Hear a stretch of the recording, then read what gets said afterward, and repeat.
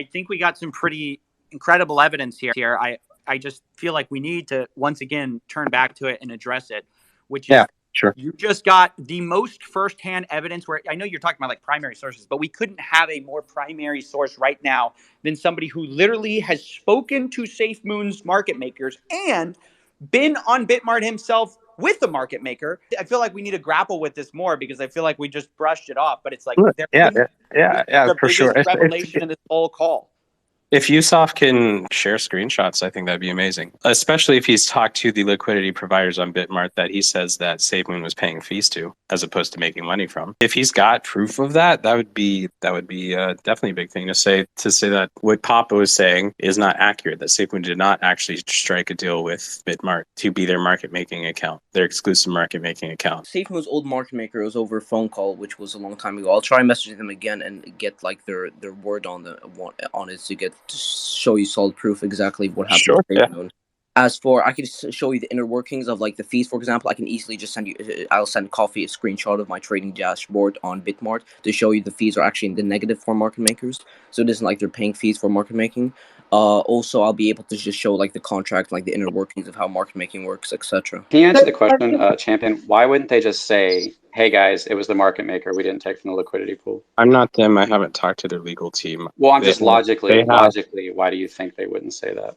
They have lawsuits against them. They have a deal contract potentially written with Bitmart, potentially contracts with third-party market maker that they made deals with, potentially. Well, Thomas said it, and Thomas has been under NDAs, so that actually does indicate that Thomas thought that was something that he could talk about. And when John did the 32 podcast recently, he said, in talking about FUD, he said there's been some really tough FUD lately that's been really hard to deal with, but luckily I've had my team around me. And this was right after coffeezilla put out his videos. If that was a simple solution to the worst FUD that's ever come out about Safemoon, in my mind, it seems very logical they would have said that. And that the reason that they haven't said that is because it wasn't a market maker. And even if it was a market maker, how does a market maker make profit? Isn't it by like charging more over here and selling cheaper over here? I'll tell you. So essentially, the market makers, how they make profit is basically Bitmart only approves certain, their API, basically their trading API, their market maker, isn't open source and isn't available to everyone. Like with KuCoin stuff, you can have, or certain other exchanges can connect bots to it, right? With Bitmart, it's closed source. So essentially, they only allow their API connections to certain market makers. So how do you become an approved market maker? You have to hold like $100,000 in Bitmart tokens to become an approved market maker. So these market makers, they buy 100K in Bitmart tokens, they hold them, and they go around and collect clients that want to market make on Bitmart, right? They go around the coins that are listed on Bitmart and offer to market make for them. Their market making fees, they charge them like a monthly fee for market making, not including liquidity. So you have to provide your own liquidity in the back end, and then they also charge market making fees. So essentially, It's around like $10,000 a month, $15K a month, $3K a month, depending on your connections to the market maker and Bitmart. It depends on how your monthly fee, right? I heard that Safemoons was paying around 15 to 20K per month for market making, but I'm not quite sure because this was quite a long time ago. It was like nearly when Bitmart first listed Safemoon. Let me tell you what's confusing to me. As we uncover more, the evidence seems to only lean in one side, which is it just seems to always make Safemoon look worse and look more corrupt. And so it's just amazing to me that there's still people who are sort of on the fence about this, even though, I can respect how much some people know, like Champion Son, obviously he knows a lot. But I just don't understand, like, constantly giving them the ultimate benefit of the doubt. There's a point at which we could just have statements from Bitmart themselves saying this, that, and the other, and somebody could say, well, that wasn't from a primary source, Papa. I think you keep assuming that like Safemoon was coming in from this incredible position of strength, and I understand where that's coming from because they had volume. But if you remember, Bitmart was one of their early listings that they got and one of their biggest. It wasn't like Safemoon was Bitcoin and they were just begging Safemoon to come on board. Safemoon was begging exchanges to get listed. So I think you're coming from this perspective of like, Safemoon really bent them over backwards with this incredible deal because like they just were so incredible, such an incredible partner. But you have to understand, this is at a time where exchanges don't just want to take on just any other crypto company. These companies look seriously at them and they go, look, you could totally take advantage of me. I'm going to give you the standard deal. So I don't know. I think you're giving too much credit to the idea that like Safemoon had all the power at this deal. I think actually Bitmart gave them an incredible amount of legitimacy when they added them. No, it's not even remotely close. At that time, Safemoon had already been listed on Whitebit, which was the first exchange. At that time, it was the height of shitcoin mania. Bitmart was listing absolutely any token. The reason all of these shitcoins from the Safemoon world go on Bitmart is because Bitmart is a scam and it has no morals. Bitmart will list absolutely anyone. My point is, the argument is that Bitmart let them bend them over backwards and gave them this incredible deal where they're paying them millions of dollars a month while charging every other shitcoin $3,000 a month. That's my point. Exactly. Bitmart did develop the 10% fee into their system. The question is, where's the profit coming from? That 10% is just the requirement to buy the coin. So, Yusuf, again, you know a lot more about this than probably most of us, it sounds like. Let's say the market making account that was servicing Safemoon, let's say there was only one, and who knows who owned it, third party, whoever. You say that they make a lot of money potentially on these. Do you have any concept of how much, let's say that the volume that we can see on Bitmart from those days was accurate. Let's say that wasn't fake. Do you have any idea how much a market making account could have potentially made during those months where volume was regular hitting $50 to $100 million? That's the thing. Market makers don't get paid on a volume basis. I mean, higher volume pairs would require more money paid to market makers basically to maintain that more volume for safety reasons. Because people try like arbitrage attacks, and good market makers can prevent that. But basically, it's a monthly fee you pay these market makers.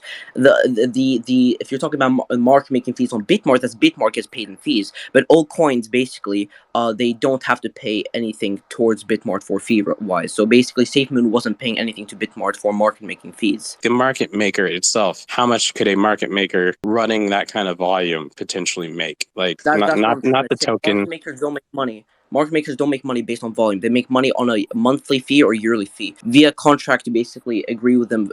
You'll pay them, let's say, $5K every month. Or you can do a bulk deal and say, for a year of your market making service, we'll pay you like $100K. That's basically how it works. They don't get paid based on volume. They get paid based on like a contractual monthly basis, kind of like an invoice. Don't they take some kind of risk themselves? Do they increase the fee based on how much more risk there? How does that? The coin's liquidity. They're basically just trading the coin's liquidity. So Safemoon had to provide their own liquidity. The market makers weren't providing liquidity, so there's no risk to the market makers, just the coin.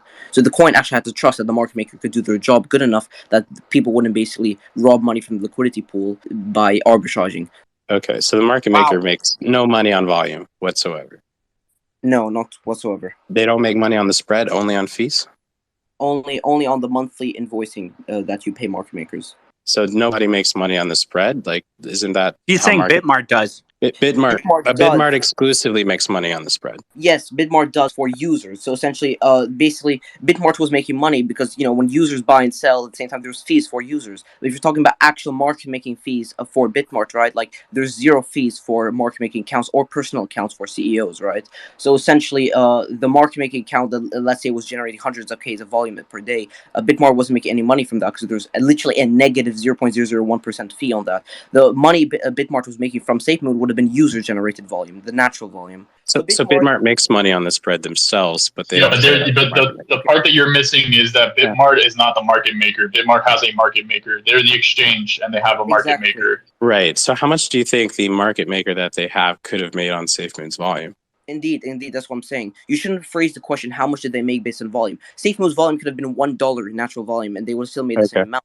Market makers are paid on a monthly basis. I've heard that they're paying $15K per month. So if you just basically multiply that by the time they were active on Bitmart, you can, on a monthly basis, you can see basically how much they're paying. I don't know if they did a bulk deal, like they paid on a yearly basis instead of a monthly basis, but just think maybe, let's say they're operational on Bitmart for a year, then just, times 15K by 12 to basically see how much the market makers made.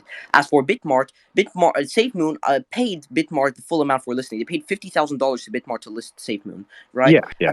Sure. And then after that, basically, Bitmart made money from Safemoon on naturally generated volume, by like user volume. If you're talking about market making volume, they didn't make any money from market making on Bitmart, apart from the market makers themselves. Because how market making works is essentially, like I said, Bitmart's API is closed source, so you can't just connect any trading bot because anyone could do market making in that case. So basically, to be a Bitmart market maker, you have to have $100,000 in BMX tokens, Bitmart's coin. So basically, market makers buy 100K in Bitmart coins, and then Bitmart approves them to be a market maker. These market makers go around and get monthly contracts by Safemoon, etc. So that's how Bitmart makes money. It's more on the corporate side and the user side rather than Safemoon's market making side.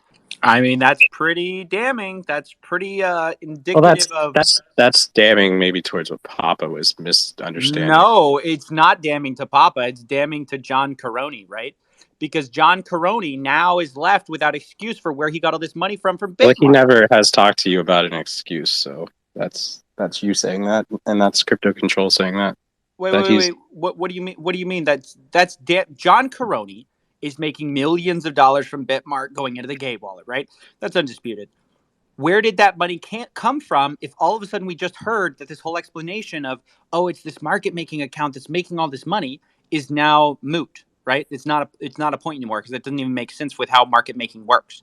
So now explain to me where this money's coming from. And it means he lied to Thomas. He told Thomas that was a market making account. That means he lied to his teammates. Yep. Yeah, so either Thomas lied or Karony lied to Thomas. Either way, we're left without explanation of how John Karony ends up with millions of dollars. Sure. Assuming everything Yusuf says is accurate, which we have no reason to disagree with him because he is the only person who has come forward with actual real world experience of how market makers I'll send work. the screenshots for you to coffeezilla to basically like how the market making contract works and the base of the fees. Yeah, I'll take screenshots of my dashboard. So basically, it's negative fees Yusuf, for the user. So basically, the market making no money. No, we didn't see any revenue or anything come directly from bitmart. It was just the pleasure of being listed on their platform. I was wondering if you could speak to that based on your knowledge and your perspective, because Kark's actually a really smart guy. That based on what you know, is it ridiculous to suggest that Safemoon or John could have made 19 million or whatever that number is of tether based off of market making with bitmart?